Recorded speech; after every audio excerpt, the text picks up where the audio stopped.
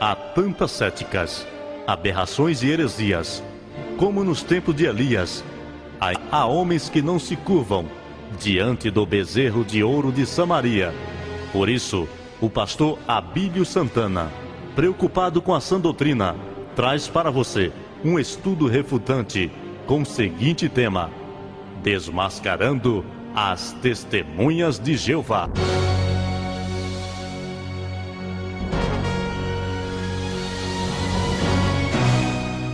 Cumprimentamos a todos com a paz do Senhor. Amados, tenho uma palavra da parte de Deus para o vosso coração. A palavra que ora estarei a pregoar está subordinada ao tema Testemunhas de Jeová ou Russelitas. E para tal convido-vos para meditarmos na santíssima, inefável, inaudita palavra do Senhor. Palavra esta ostensiva no livro de Isaías, no capítulo de número 43 e o versículo de número 10. Que diz assim: Vós sois as minhas testemunhas, diz o Senhor. Este, senhoras e senhores, é o versículo que as testemunhas de Jeová em toda a superfície de terra usam como chave para a apregoação de que de fato eles são as testemunhas de Jeová.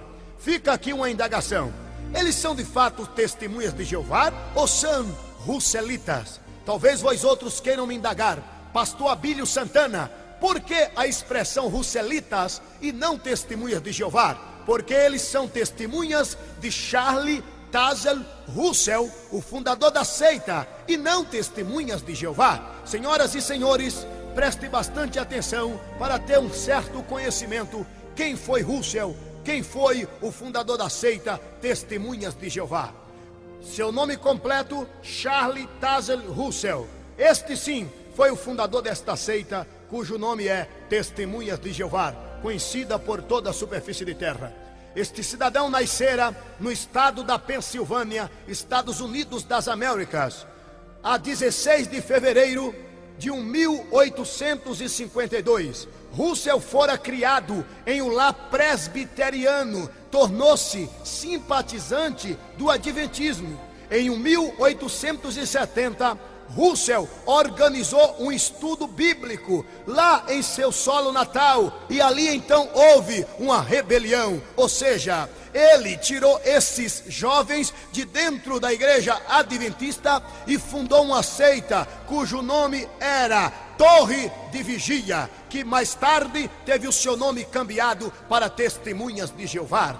Russell nunca fora ordenado a pastor, mas a seita Torre de Vigia proferia sempre esse título: Pastor Russell, Pastor Russell, Pastor Russell. E ele usou esse título até o último dia de sua vida aqui na terra. Senhoras e senhores, foi assim que surgira a Testemunha de Jeová, esta seita conhecida mundialmente falando. O nome Testemunha de Jeová foi usado pela primeira vez pelos membros desta sociedade, ou desta organização, como é apelidada, em 1931. Russell foi um homem de maus procedimentos. Casou-se em 1879. Várias vezes compareceu ao tribunal, inclusive por ações movidas por sua própria esposa.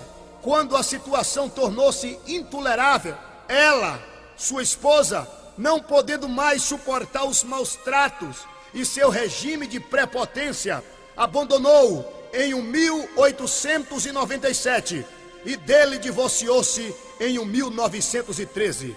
Esta senhora foi levada a tal, não somente devido ao regime de trabalho em casa, mas também, senhoras e senhores, pelos casos imorais e vergonhosos, por que não ser mais objetivos, pelos adultérios entre Russell e Rose Ball, a empregada de sua própria residência. Russell viu-se muitas vezes em apuros na justiça norte-americana devido a escândalos financeiros, muitas vezes por induzir os moribundos a doarem os seus bens à sociedade russelita. Senhoras e senhores, assim surgiu esta seita cujo nome é Testemunhas de Jeová. Permita-me, por favor, vos falar concernente à Bíblia russelita, como é que surgiu a Bíblia dos Charles Taze Russell, a Bíblia das Testemunhas de Jeová. Russell, aos 18 anos de idade, traduziu uma Bíblia do inglês para o inglês. Deu para entender? Vou tentar explicar. Senhoras e senhores, Russell, por ser norte-americano, por proferir o inglês, então ele pegou uma Bíblia na sua língua nativa, pegou uma Bíblia no inglês, sentou-se numa escrivania e começou a copiar o que deitado em letras estava naquele santo livro, a saber, a Bíblia Sagrada. E Russell achou por bem copiar o que estava escrito na Bíblia. Antes, porém, o que ele achou por bem acrescentar na sua escrita, ele acrescentou. O que ele achou por bem refutar, ele refutou. O que ele achou por bem auto-menosprezar, ele auto-menosprezou. E foi simplesmente copiando de uma Bíblia para pedaços de papel. Depois levou esses manuscritos até uma gráfica. E aí então mandou copiar um livro, ou copilar um livro de natureza, senhoras e senhores, que posteriormente ele apresenta esta tradução do inglês para o inglês. Antes, porém, uma Bíblia sangrada e não sagrada, porque ele tinha tirado porções das Escrituras e acrescentado coisas ao seu bel prazer na sua tradução, dizendo ele que era um homem de alto conhecimento do grego, do hebraico, e assim ele dissera no estado da Pensilvânia: eis aqui a Bíblia verdadeira. Eu traduzi uma Bíblia do grego, do hebraico para o inglês. E na realidade, quem conhece a história sabe que não foi assim. Foi do inglês para o inglês e não do hebraico, do grego para o inglês. O que ele achou por bem acrescentar na sua tradução, ele acrescentou. O que ele achou por bem auto-menosprezar, ele auto-menosprezou. E assim surgiu a Bíblia dos Russelitas. E esta Bíblia foi traduzida para vários idiomas e já está em nosso Brasil há alguns anos. A Bíblia Russelita, apelidada de a Bíblia Sagrada. E eu com toda segurança profiro: Bíblia sangrada e não sagrada. Toda mentira, senhoras e senhores, tem perna curta. No ano de 1912, Deus levantou um homem de verdade. Um homem apelidado de o segundo João Batista da era de 1912. O reverendo J.J. Rose, pastor da Igreja Batista em Jamestown, em Hamilton, no Canadá. Este homem publicou alguns fatos sobre o pretensioso, falso pastor Charles Taze Russell.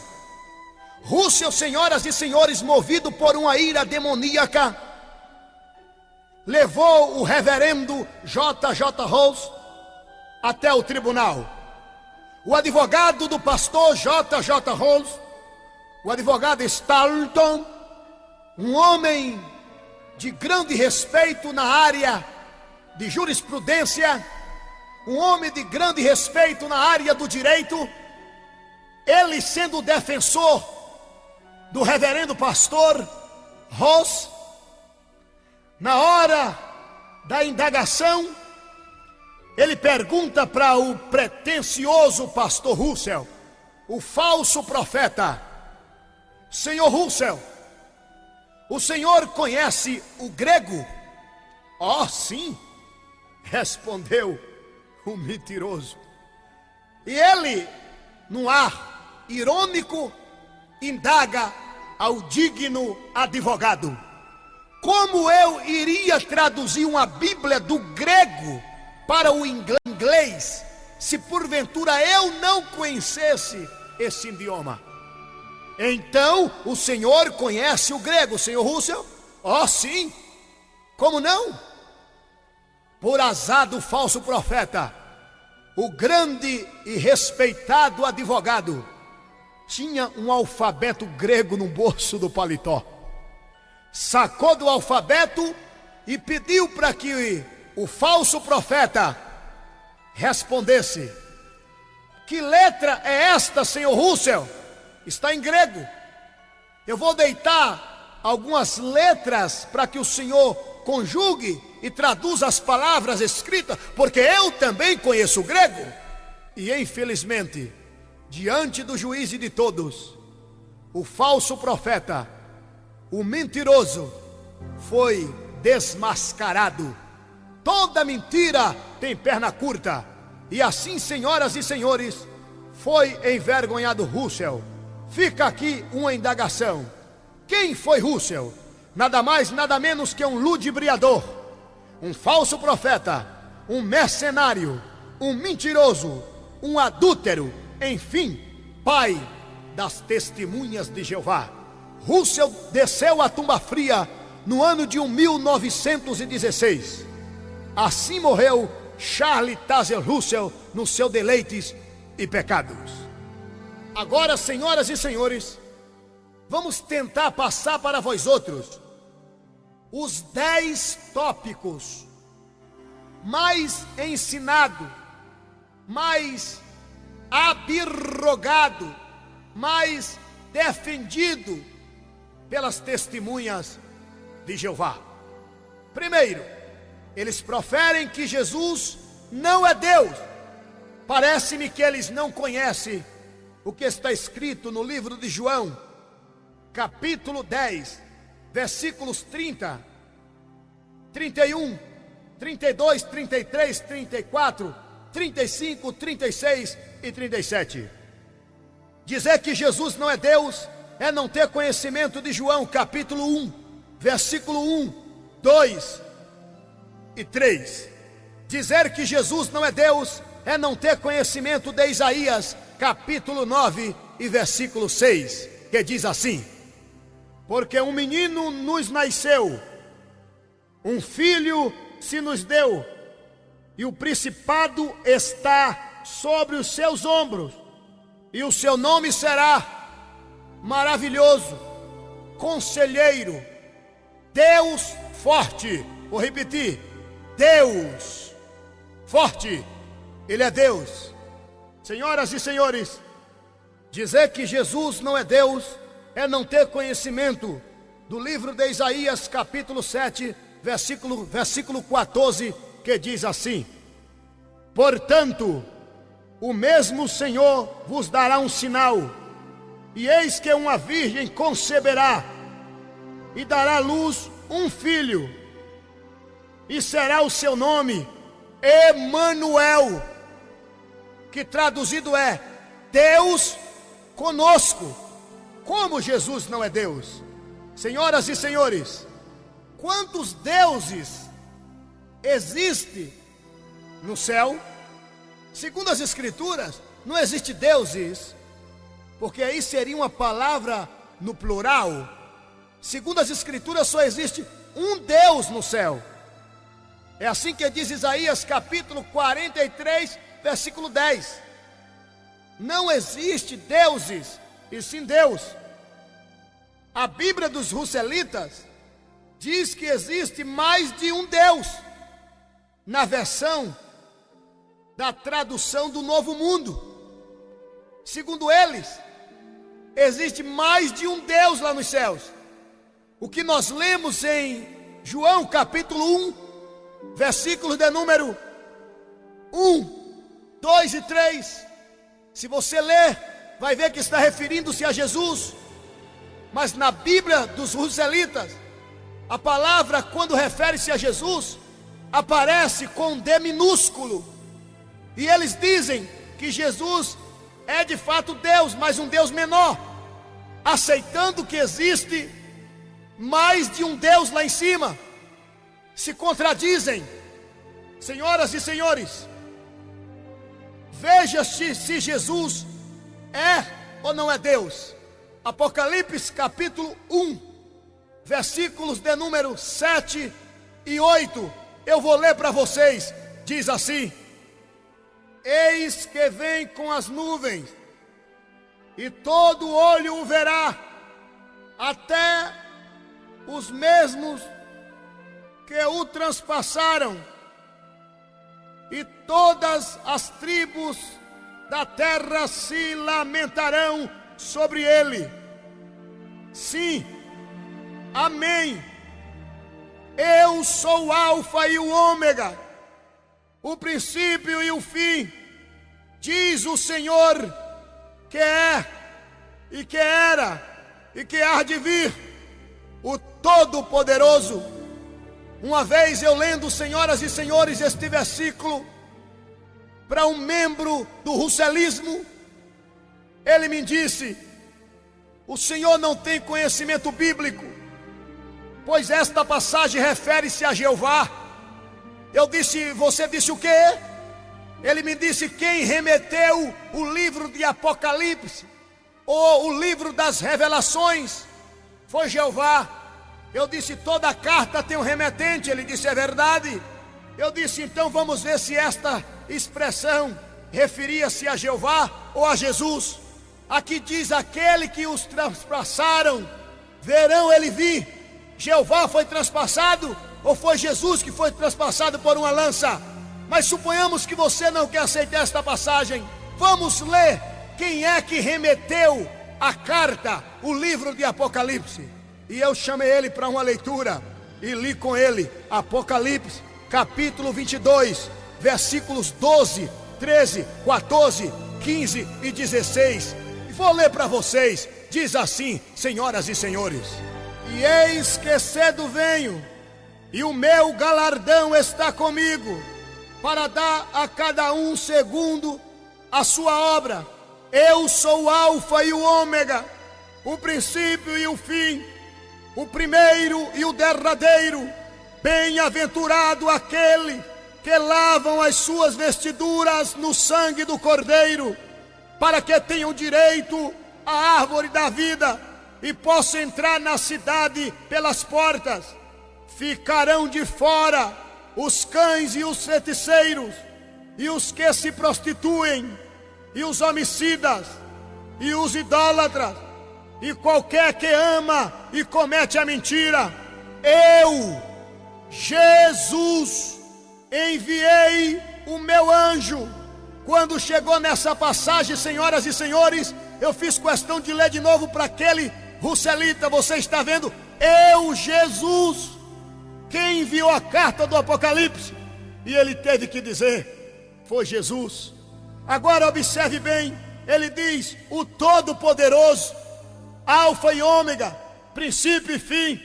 Como dizer que Jesus não é Deus? É não ter conhecimento bíblico. Ele é Deus nos céus, é Deus na terra. Ele é Deus para todo sempre. Bendito seja Jesus, que é Deus. Outro ensinamento, senhoras e senhores dos russelitas, é que Jesus não é digno de ser louvado. Ora, se ele é Deus, como ele não é digno de louvor? Sabeis por que eles são taxativos no proferir que Jesus não é digno de louvor? Porque para os russelitas, Jesus e o arcanjo Miguel são as mesmas pessoas. Eles ensinam que Miguel e Jesus é um só, que ora ele aparece como Jesus e ora ele aparece como Miguel, o arcanjo. Isto é falta de conhecimento bíblico. Não conhece nada de angelologia, estudo sobre os anjos. Senhoras e senhores, as hostes angelicais está dividida assim: arcanjo, que quer dizer anjo-chefe, anjos, que são aqueles de mensagens, querubins e serafins. Assim está dividida as hostes angelical. Russell deixou esse ensinamento na terra, que Jesus e Miguel são as mesmas pessoas. Eu quero refutar, abrogar e passar para vocês uma verdade à luz da Bíblia. Nada tem a ver Miguel com Jesus e Jesus com Miguel. Primeiro, porque anjo não aceita adoração, e Jesus foi e é, para todo sempre será adorado. Miguel como anjo, e nenhum dos anjos aceitam adoração. Permita-me, por favor, vos mostrar à luz da Bíblia esta passagem. Apocalipse capítulo 19, versículo de número 10 diz assim: e eu lancei-me a seus pés para o adorar, mas ele disse-me: olha, não faças isto, sou teu conservo e de teus irmãos que têm o testemunho de Jesus, adora a Deus. Eis aqui uma passagem, João querendo adorar o anjo, e o anjo não aceitando a adoração. Senhoras e senhores, Jesus não pode ser Miguel, porque Miguel não aceitaria adoração como anjo. Agora vamos ver, senhoras e senhores, Jesus sendo adorado, glorificado, enaltecido e aceitando esta adoração. Se ele fosse anjo, ele não aceitaria adoração, como ora acabamos de ouvir. Veja bem o que diz, senhoras e senhores, segundo aos Tessalonicenses, o capítulo de número 1 e o versículo 12, diz assim: para que o nome de nosso Senhor Jesus Cristo seja em vós glorificado. Assim está escrito, senhoras e senhores. Veja se Jesus não aceita adoração. Veja se ele é anjo. Veja se ele é anjo ou se ele é Deus. Como ele não pode ser glorificado? Preste atenção. Filipenses capítulo 1, versículo 20 diz assim: segundo a minha intenção, expectação e esperança, de que em nada serei confundido, antes com toda a confissão, Cristo será, tanto agora como sempre, engrandecido. Aleluia! Ainda em Filipenses capítulo 2, versículos de número 9, 10 e 11, diz assim: pelo que também Deus o exaltou soberanamente, e lhe deu um nome que é sobre todo o nome, para que ao nome de Jesus se dobre todo o joelho, dos que estão nos céus e na terra, e debaixo da terra, e toda língua confesse que Jesus Cristo é o Senhor, para a glória de Deus Pai. Senhoras e senhores, eu não entendo por que eles proferem que Jesus não é digno de louvor. Parece-me que não conhecem as Escrituras. Não entendo por que dizem que Jesus e Miguel são as mesmas pessoas. Miguel como anjo, segundo a angelologia, anjo não repreende, anjo não tem autoridade para repreender. Escutem o que diz o livro de Judas, capítulo único e versículo 9. Mas o arcanjo Miguel, quando contendia com o diabo e disputava a respeito do corpo de Moisés, não ousou proferir juízo de maldição contra ele, mas disse: o Senhor te repreenda. Senhoras e senhores, Miguel não repreendeu o diabo, porque anjo não repreende. Disse: o Senhor te repreenda. Se Miguel fosse Jesus, e se Jesus fosse Miguel, Jesus não teria autoridade para repreender demônios, porque Miguel não repreendeu. Vejamos então se Jesus é Miguel ou se Miguel é Jesus, como os ensinam os russelitas. A Bíblia Sagrada nos revela no livro de 2 escreveu o Dr. Lucas, Evangelho de Lucas capítulo 4, versículo 8, está bem claro que no monte da tentação, Jesus não disse: eu não, o meu Senhor te repreenda. Pelo contrário, Jesus disse: vai-te, Satanás, e ele foi. Jesus e Miguel são pessoas distintas. Miguel é criatura e Jesus é o Criador. Bendito seja o Deus que fez os céus e a terra. A Bíblia revela-nos ainda, senhoras e senhores, no livro de aos Hebreus capítulo 1 e versículo de número 6, que Miguel está diante de Jesus, adorando a ele. A Bíblia diz que o Senhor Jeová, o Todo-Poderoso, ordenou que todos os anjos adorassem a Jesus. e Miguel está no meio adorando a Jesus. Como vêm os ruselitas apregoar que Miguel e Jesus são as mesmas pessoas? Aproveito o ensejo para vos dizer que meu intento, que meu intuito não é metralhar as testemunhas de Jeová, não. O meu intuito é dizer para todos os testemunhas de Jeová que eles estão enganados, que Russell jogou esta semente, esta erva daninha em toda a superfície de terra. Abrace a cruz de Cristo e passe a exaltar a Jesus, que não é Miguel, mas é o Deus de Miguel. Bendito seja Deus. Outro ensinamento das testemunhas de Jeová é que Jesus não virá, é que não sucederá algo apregoado pelos evangélicos, chamado de arrebatamento. Senhoras e senhores, dizer que Jesus não vai voltar é chamar o próprio Jesus de mentiroso, porque ele mesmo proferira em Mateus capítulo 24, versículos de número 29, 30, 31, 32, 33, 34 e também o versículo 35. Ele foi taxativo concernente ao seu regresso. Ele mesmo proferira no livro de Apocalipse capítulo 22 e versículo 20, dizendo que ele voltaria. O apóstolo de Deus, São Tiago, ele proferira no livro de Tiago capítulo 5 versículo 8, concernente ao regresso de Cristo. O evangelista São João, em uma de suas cartas, 1 João capítulo 2 e versículo de número 18, está claro concernente ao regresso de Cristo Jesus. O escritor aos Hebreus também deixou claro no livro de aos Hebreus capítulo 10 e versículo 37, claro que ele voltaria. E não carece, senhoras e senhores, de ter muito conhecimento bíblico para saber que a vinda de Jesus está às portas. Segundo os escatológicos, cerca de 118 sinais terá que cumprir-se até que Jesus Cristo venha. E segundo os escatológicos, todos os 118 sinais já se cumpriram. Nenhum mais falta para que Jesus Cristo venha.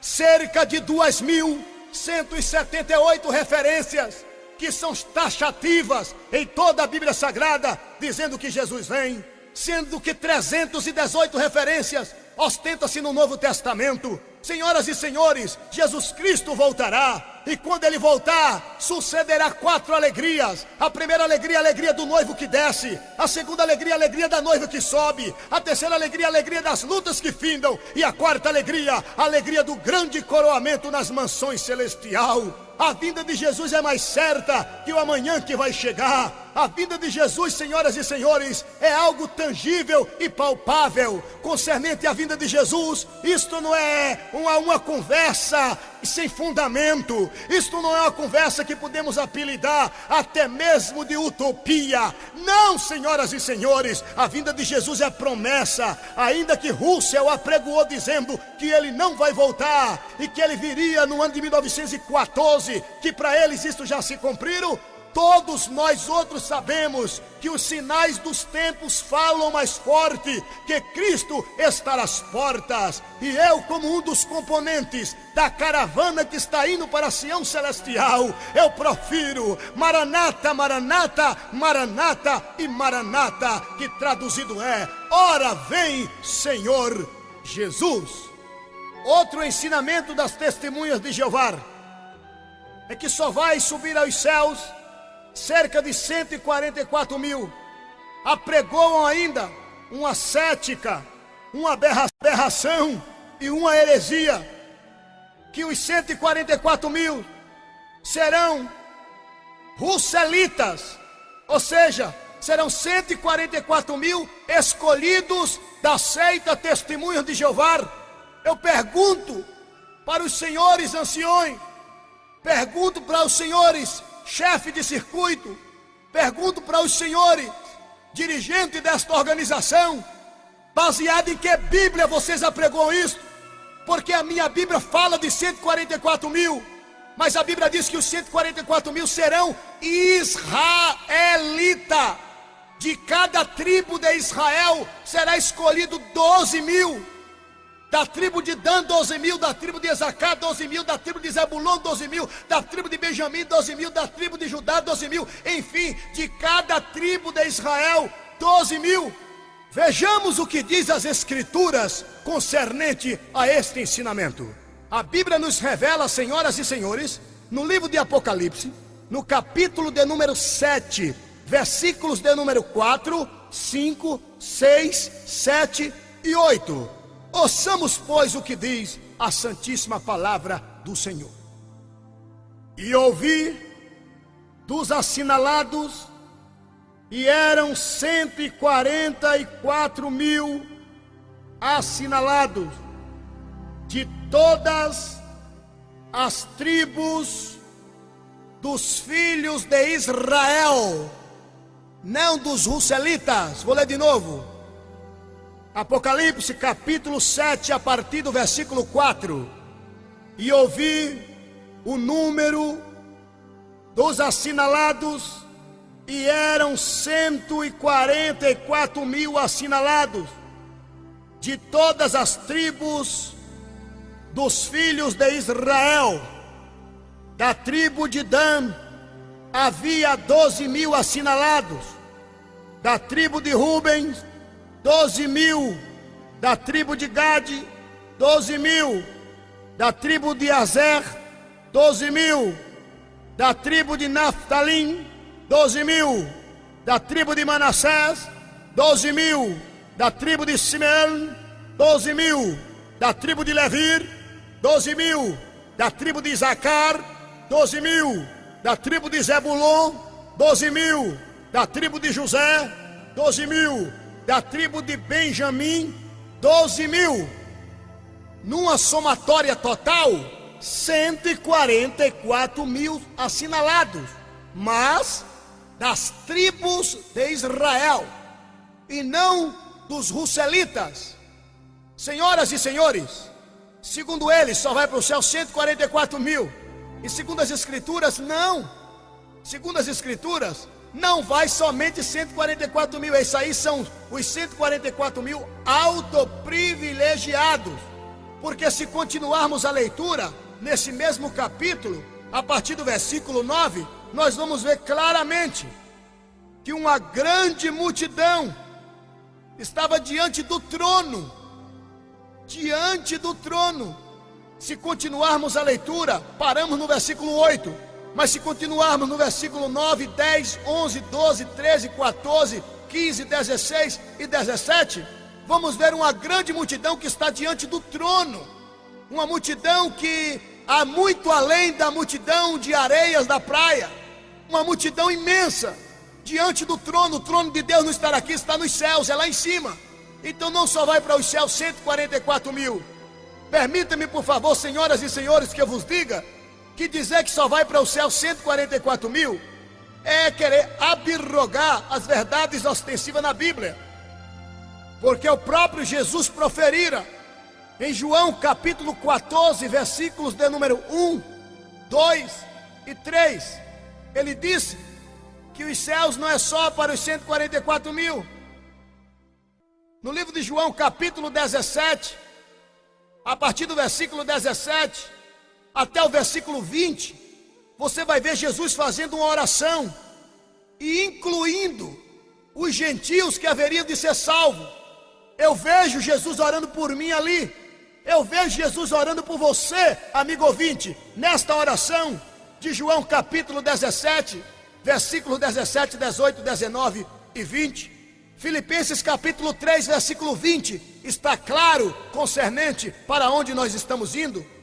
Hebreus capítulo 13, versículo 14, está claro, senhoras e senhores, concernente à cidade aonde nós vamos habitar, lá e não aqui, cidade futura e não a cidade visível aos nossos olhos, a cidade que está nos céus, está bem claro. Então dizer que só vai para o céu 144.000 é falta de conhecimento escatológico, é falta de conhecimento bíblico. Outro ensinamento das testemunhas de Jeová: a terra será destruída? Segundo eles, não. Parece-me que eles não conhecem o que está escrito no livro de Sofonias, capítulo 1, versículo 18. Parece-me que eles não conhecem, senhoras e senhores, o que está escrito no livro de 2 Pedro, capítulo 3 e versículo 7. Senhoras e senhores, Preste bastante atenção. Eles se baseiam no livro de Mateus capítulo 5, versículo 5. Eles se baseiam ainda no livro de Salmos capítulo 37 e versículo 9. E indaga para as pessoas que lhe escutam: você acha que Deus iria destruir a terra? Ele faria a terra para depois destruir?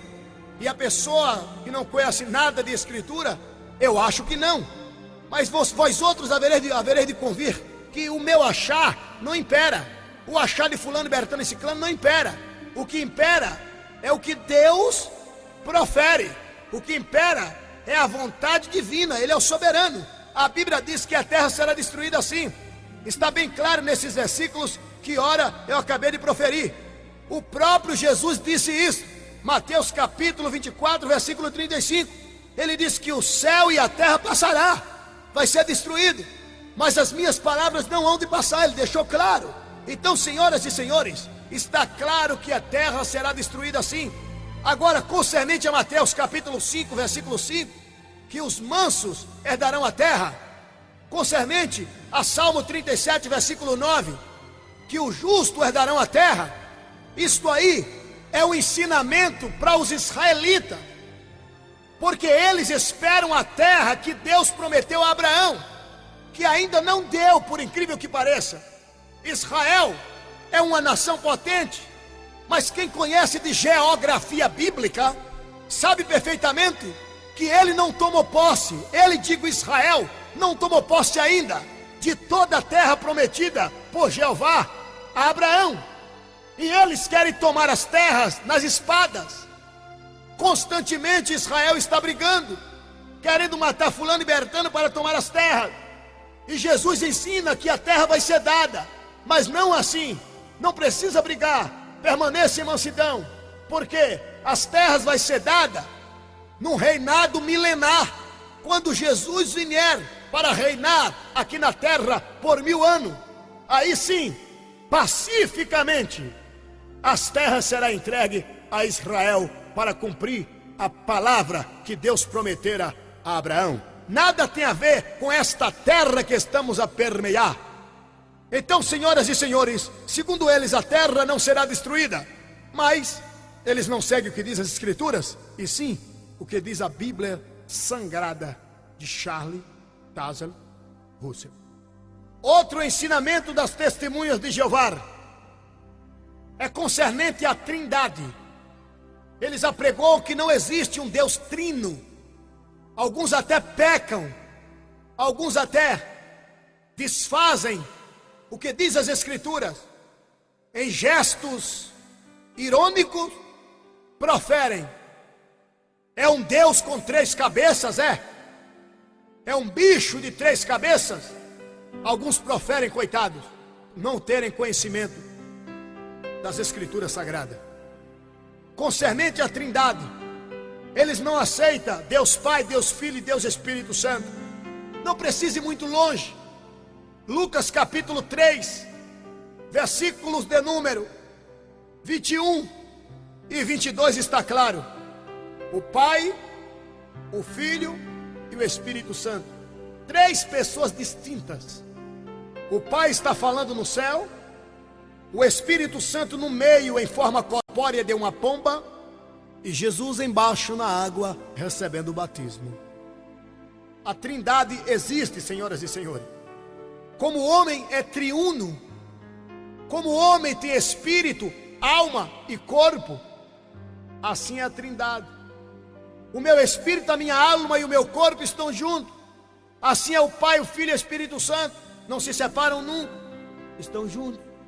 Existe sim a Trindade. Outro ensinamento dos russelitas é que o Espírito Santo é nada mais, nada menos que um fôlego, que é a força ativa de Jeová. Senhoras e senhores, isto é uma aberração. O próprio Jesus dissera que o Espírito Santo é o outro Consolador. O Espírito Santo, ele é Deus, está na Bíblia. A Bíblia nos revela no livro de Atos, capítulo 5, versículos 3 e 4. Está bem claro, ele é Deus. Senhoras e senhores, dizer que o Espírito Santo é um fôlego, uma força ativa, isso é nada mais, nada menos que falta de conhecimento pneumatológico, falta de conhecimento dos paracletos do Espírito Santo, não ter conhecimento de paracletologia, não ter conhecimento de pneuma, não ter conhecimento de nada concernente à Bíblia Sagrada. Teologicamente falando, não conhece absolutamente nada, porque ele traz todos os atributos de Deus.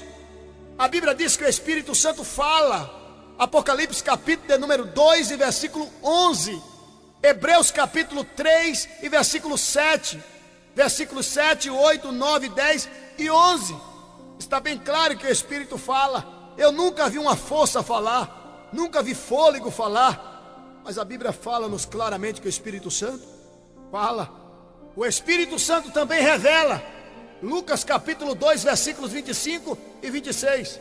Eu nunca ouvi falar que uma força ou fôlego revelasse, mas eu já vi, com experiência pessoal, revelações inefáveis do grande Deus, divino Espírito Santo.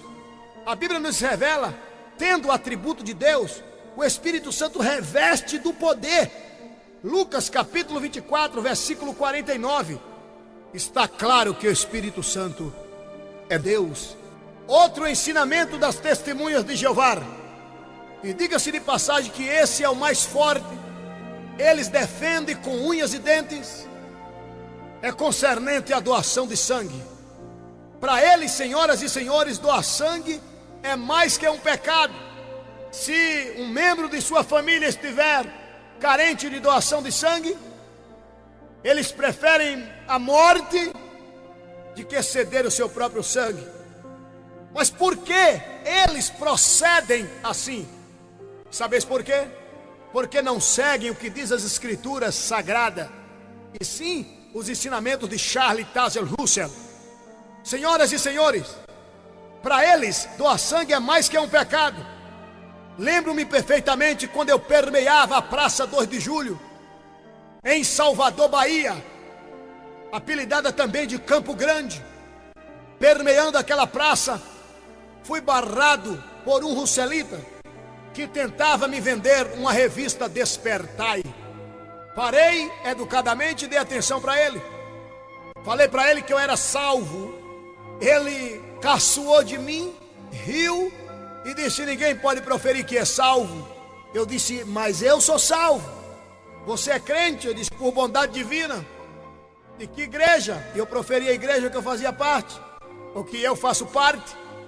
Foi quando entramos na questão do sangue. Ele taxativamente proferia que doar sangue era pecado. Eu categoricamente proferia que doar sangue não era pecado. E eu proferia que poderia sim doar sangue. E ele me indagou: você tem coragem de doar sangue? Você já doou sangue alguma vez? E eu disse sim. Ele disse: mas você então não conhece as Escrituras? Eu disse: mas eu dou sangue porque eu conheço as Escrituras. E ele disse: mas a Bíblia diz que não pode doar sangue. Eu disse: então me prove por favor onde é que está escrito. E ele me trouxe uma palavra concernente a não poder comer sangue, mas não conseguiu me provar onde é que estava escrito concernente à doação de sangue. E eu, conversando com aquele moço, olhei nos olhos dele e disse: você tem convicção do que você está a proferir concernente à doação de sangue? E ele categoricamente dizia sim. Eu disse: então me responda, sangue na sua ótica de enxergar é o quê? Ele disse: sangue é vida. Eu disse: eu não entendi direito, sangue é o quê? Ele disse: sangue é vida. Eu disse: então, e tu não podes passar a tua vida para alguém? Ele disse: mas a Bíblia diz que não. Eu disse: mas sangue é o quê? Ele disse: sangue é vida. Eu disse: então me empresta a tua Bíblia, pois que eu estava sem Bíblia. E disse: permita-me por favor que eu leia um versículo mandando você doar sangue. E ele disse: mas aonde? Eu disse: na tua Bíblia, me empresta. E eu li em alto e bom som para ele mais um grupo que estava ali na praça do Campo Grande em Salvador. E a passagem foi a seguinte: senhoras e senhores, conhecemos a caridade nisto, que ele deu a vida por nós, e nós devemos dar a vida pelos irmãos. Olhei para ele e disse: sangue é o quê? E ele repetiu: vida. Sabe onde está esta passagem, senhoras e senhores? No livro de 1 João, capítulo 3 e versículo 16. Doem sangue, porque você está salvando vidas e cumprindo a palavra do Senhor. Outro ensinamento das testemunhas de Jeová é concernente o inferno de fogo. Eles apregoam que o inferno é nada mais nada menos que uma sepultura. Quem conhece as Escrituras sabe perfeitamente que o inferno é real. Dizer que o inferno não existe e dizer que o inferno é a própria sepultura é não ter conhecimento bíblico, senhoras e senhores. Dizer que não existe inferno é chamar Jesus de mentiroso, porque ele mesmo proferira no livro de Mateus capítulo 25 e versículo 41, concernente ao inferno. Jesus mesmo proferira concernente ao inferno no livro segundo escreveu São Lucas capítulo 16, versículo 19 a 29, concernente ao inferno. O inferno é real, senhoras e senhores. Os santos profetas falaram concernente ao inferno. Está escrito no livro de Provérbios capítulo 15, versículo 24. Também no livro de Salmos capítulo 16, versículo 3. Também no livro de Salmos capítulo 9, versículo 17. Também no livro de Jó capítulo 26, versículo 6. Também no livro de Provérbios capítulo 15, versículo 11. Ainda no livro de Provérbios capítulo 23 e versículo 14. Ainda, senhoras e senhores, no livro de Provérbios capítulo 24 e versículo 20. Ezequiel capítulo 31, versículo 16. Oséias capítulo 13 e versículo 14. Está claro concernente o inferno. Magnificam os céus, porque estou livre de lá. Estou permeando para os céus, para Sião, pois que para isso Jesus me salvou. Aleluia. Sabes melhor que ninguém, ó Santo de Israel, que o nosso intuito é arrebatar almas e levar o genuíno conhecimento aos permeantes da terra, pois que para isto o Senhor me salvou. Pai das luzes, em nome de Jesus, faz com que esta mensagem ache guarida. Permita, ó Pai das luzes, que esta mensagem traga frutos para a glória do teu nome. Pai celestial, eu quero te implorar por todos os queridos ouvintes, em nome de Jesus Cristo, Pai. Abra o conhecimento dos teus filhos para que te conheçam melhor. Pai celestial, aproveitando o ensejo, eu quero te implorar pelas tuas filhas e os teus filhos que carecem de socorro bem presente. Queremos te implorar, ó Pai celestial, e te pedir uma bênção especial para todos os queridos ouvintes, em nome de Jesus. Amém.